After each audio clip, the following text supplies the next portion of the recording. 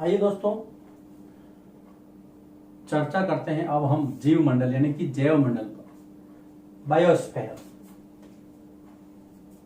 प्राकृतिक पर्यावरण का जो अगला बिंदु था वो था जीव मंडल या जैव मंडल यानी कि बायोस्फीयर।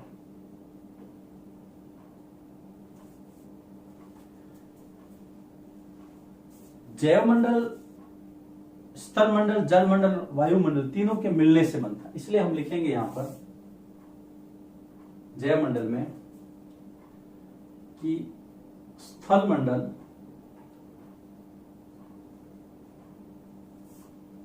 जल मंडल तथा वायुमंडल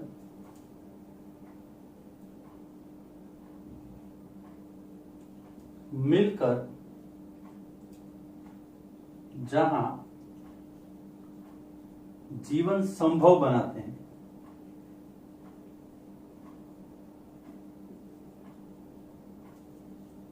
वह संकीर्ण क्षेत्र यानी कि नैरो जोन, वह संकीर्ण क्षेत्र जीव मंडल कहलाता है। यानी कि वह संकीर्ण क्षेत्र जहां पर जीव, जल मंडल, स्थल मंडल और वायुमंडल तीनों मिलकर के जीवन को संभव बनाएंगे। और अगर आप देखेंगे तो ये देखिए यहां पर मान लीजिए स्थल मंडल है, ये जल मंडल है और ये वायुमंडल है, ये तीनों यहां पर मिल रहे हैं। देखिए इसको समझिएगा। मान लीजिए ये स्थल मंडल है, ये जल मंडल है और ये वायुमंडल है। अब ये तीनों यहां पर इस जगह पर मिल रहे हैं, तो ये हो गया आपका जैव मंडल जहां पे जीवन संभव है। और आप जानते हैं जीवन के लिए जमीन भी चाहिए, पानी भी चाहिए, हवा भी चाहिए। तीनों जहां पर मिलेंगे वो नेरोजोन, वो संकीर्ण क्षेत्र आपका जैव मंडल या जीव मंडल कहलाएगा। पादप यानी कि पौधे यानी कि प्लांट्स, तो पादप और जीव जंतु ये दोनों मिल करके जैव मंडल का निर्माण करते हैं। तो पादप यानी कि पौधे एवं जीव जंतु ये दोनों जब मिलते हैं तो जीव मंडल का निर्माण होता है। ये बात आपको ध्यान रखनी है कि जैव मंडल किन किन से बनता है। एक तो एनिमल किंगडम आपका, और एक जो प्लांट्स हैं सारे, वो जब दोनों मिलेंगे तब आपका जीव मंडल पूरा होगा। क्योंकि लाइवलीहुड जितने भी हैं वो दोनों यही हैं, चाहे प्लांट्स कह दो चाहे एनिमल्स कह दो, और उसके अंदर मनुष्य भी शामिल है प्राणियों के अंदर। फिर इसके अंदर जो दो टर्म आती है, एक जीवीय और एक अजीवीय। जीवीय किसे कहेंगे? जो सजीव प्राणियों का संसार है। जीवीय यानी कि सजीव प्राणियों का संसार, जो लिविंग थिंग्स है, वो है जीव मंडल। जीवीय एक है अजीवीय। अजीवीय यानी कि निर्जीव वस्तुएं जिनके अंदर प्राण नहीं है, वो कहलाएगी अजीवीय। ये दो टर्म थी जो किताब में दी हुई है। तो देखिए जैव मंडल हो गया पूरा, वह संकीर्ण क्षेत्र जहां पर तीनों मिलते हैं, हमने डायग्राम से भी समझ लिया, जहां पे जीवन संभव होगा। अब जो अगला टर्म है वो है पारितंत्र यानी कि इकोसिस्टम। देखिए पारितंत्र क्या है? इकोसिस्टम, पारितंत्र वह क्षेत्र है, वह तंत्र है, वह सिस्टम है जहां पर सभी जीव जंतु आपस में क्रिया करके एक दूसरे पर निर्भर रह करके अपना जीवन बिताते हैं। किसी एक जीव के लिए जरूरी है कि वो दूसरे जीवों पर आश्रित रहेगा, चाहे वो मनुष्य है, चाहे वो पशु पक्षी है, चाहे वो कुछ भी है। तो और वो जब आपस में रहते हैं, आपस में परस्पर क्रिया करते हैं, रासायनिक और भौतिक क्रिया करते हैं, तो वहां पर एक तंत्र यानी कि पारितंत्र का निर्माण होता है।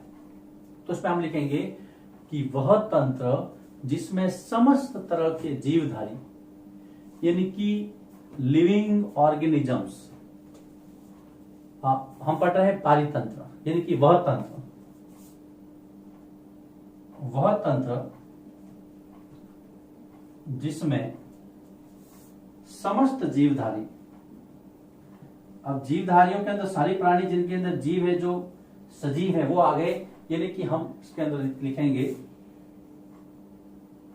लिविंग थिंग्स कह सकते हैं।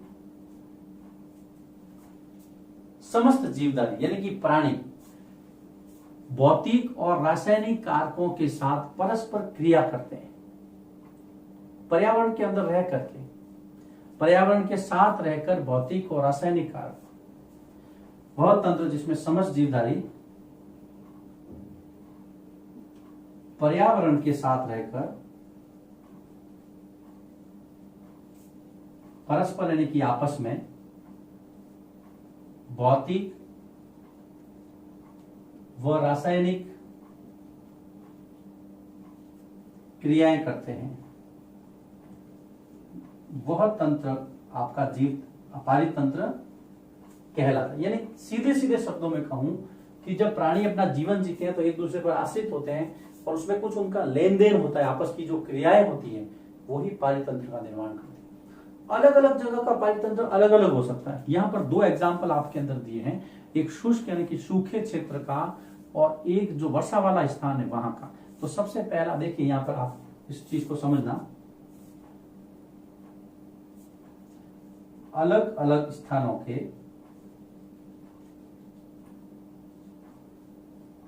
पारितंत्रों में, अलग अलग स्थानों के पारितंत्रों में भिन्नता, अलग अलग स्थानों के पारितंत्र भिन्न होते हैं। जैसे एग्जाम्पल के लिए सबसे पहला जैसलमेर। देखिए जैसलमेर राजस्थान के पश्चिमी क्षेत्र में है। ये एक शुष्क यानी कि सूखा क्षेत्र है, ड्रॉट एरिया है। ये शुष्क क्षेत्र है, तो यहां पर आपको रेत मिलेगी, कीकर के पेड़ मिलेंगे, फिर यहां पर आपको ऊंट मिलेगा, यहां पर आपको सांप मिलेंगे, यहां पर आपको छिपकलियां मिलेगी। क्योंकि ये शुष्क क्षेत्र है इसलिए इसका पारितंत्र ये है। यहाँ के जीवधारी ये हैं जो आपस में क्रिया करके यहाँ पे जीवन बसर करते हैं। दूसरा अगर मैं एग्जाम्पल लूं यहाँ पर तो वो है केरल का एग्जाम्पल। देखिए केरल जो है वो अधिक वर्षा वाला स्थान है, तटवर्ती क्षेत्र है, अधिक वर्षा वाला तटवर्ती क्षेत्र, कोस्टल एरिया है। तो यहां पर आपको देखो नारियल के बागान मिलेंगे, नारियल के बागान मिलेंगे, अधिक वन क्षेत्र मिलेगा, यहां पर खेती अधिक मिलेगी। तो ये यहां का पारितंत्र है। अब इसके पारितंत्र में रात दिन का अंतर है, एक सूखा है और एक वर्षा वाला क्षेत्र है। तो अलग अलग जगह का पारितंत्र अलग अलग होता है क्योंकि वहां की जो जलवायुगत परिस्थितियां हैं वो अलग अलग होती है। पारितंत्र का मतलब सीधा सीधा आपको समझना है, वहां पर रहने वाले जो जीवधारी हैं, जो भी प्राणी हैं, जो लिविंग थिंग्स हैं, वो आपस में क्रिया करके अपना परस्पर जीवन संभव बनाते हैं, वो ही पारितंत्र है। अलग अलग स्थानों का पारितंत्र अलग अलग हो सकता है। तो ये था पारितंत्र। उसके बाद में जो तीसरा आता है मानवीय पर्यावरण। देखिए ये टॉपिक बड़ा इंपॉर्टेंट है क्योंकि ये सीधी सीधी मानव की कहानी कहता है। मानवीय पर्यावरण